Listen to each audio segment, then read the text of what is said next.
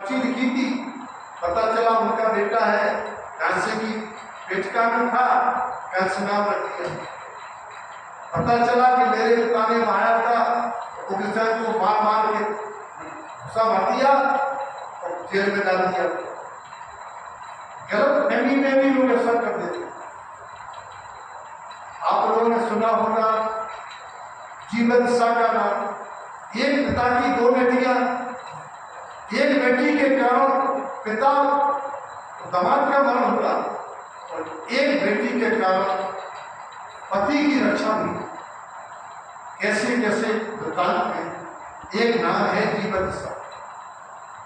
जीवदशा पृथ्वी नामक जरासंध की बेटी थी जीवदशा। उसकी नंदद का नाम था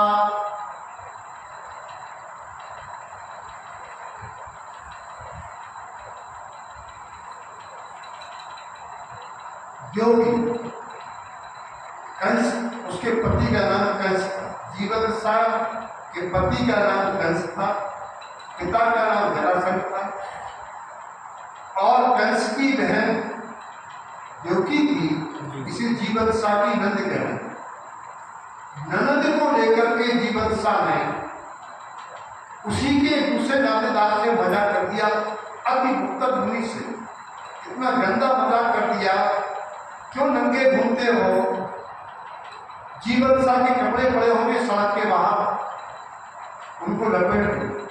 इतना गंदा मजाक किया। अति मुक्त मुनि ने कुत्ती तोड़ के कहा, जीवन से तू मुनियों से मजाक करती है?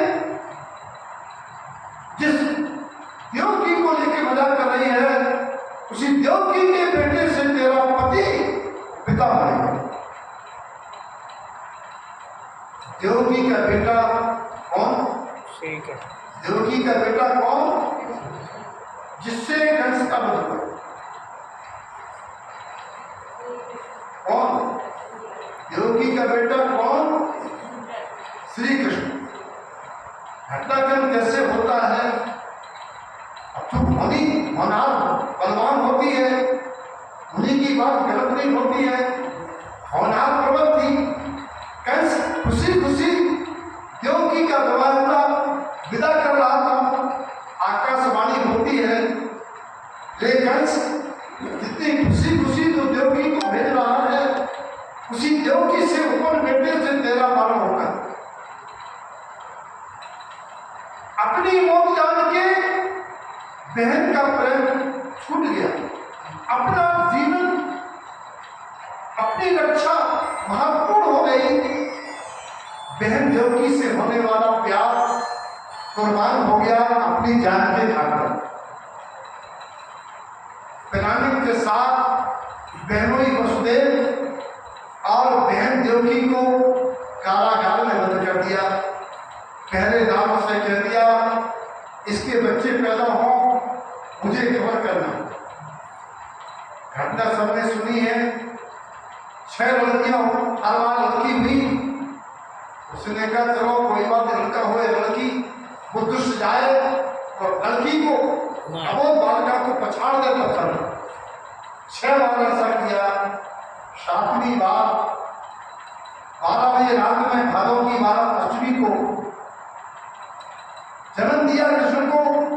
द्यौकी रोती में कहती है, प्राणनाथ इसको बचाना। सुबह होते ही वो दुष्ट आएगा और इसको भी मार देगा। सबको पता है कैसे वह मथुरा से होकर गए। जिसने जन्म दिया उसने मां के ममता से अपने बेटे को बचाने के लिए दूसरी मां को सौंप दिया। जिंदा रहे, हमारे पास रहे ना रहे, इसके प्राण बच जाए। यशोदा ने बेटा द्यौकी नंदन और कहलाया यशोदा नंदन। जन्म दिया द्यौकी ने, पालन पोषण किया यशोदा ने। वहां पर बढ़ते गए, कितने राक्षसों का वध किया। हमको पता है कंस का वध भी किया, फिर जरासंध पृथ्वीनारायण का वध किया। कहने का तात्पर्य यह है, पात्रों से, मुनियों से कभी मजाक नहीं करना। साधु से मजाक नहीं करना, किसी तांत्रिक से मजाक नहीं करना,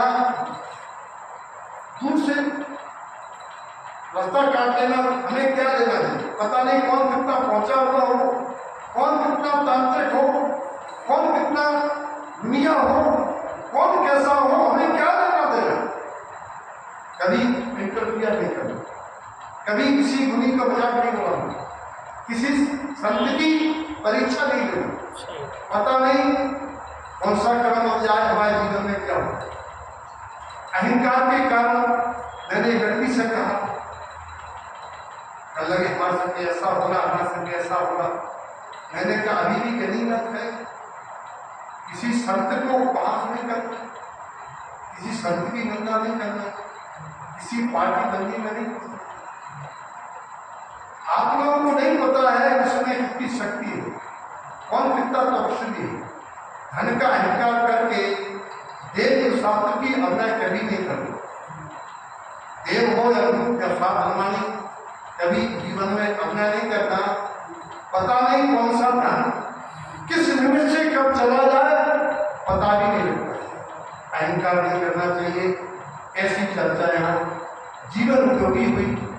एक कहानी और बताने कथा का, उसी जरासंध की दूसरी बेटी जिसका नाम था अनंतसरा। अनंतसरा को अजगर ने डस लिया। जरासंध के सैनिकों ने जरासंध के सारे पर अजगर को मारने को तैयार हो गए। अनंतसरा ने कहा, पिताजी इनको रोक दीजिए, हम अजगर के मुंह में हैं, हमारा बचना नामुमकिन है। अजगर को मार भी दिया, हम नहीं बच पाए तो क्या होगा, हमें मत डालने दीजिए, अजगर के प्राण बचाएं। जीव दया का भाव अनंतसरा को आया। उस अनंतसरा को जीव रक्षा से अपने प्राणों की परवाह न करके अजगर के प्राणों की रक्षा की परवाह की।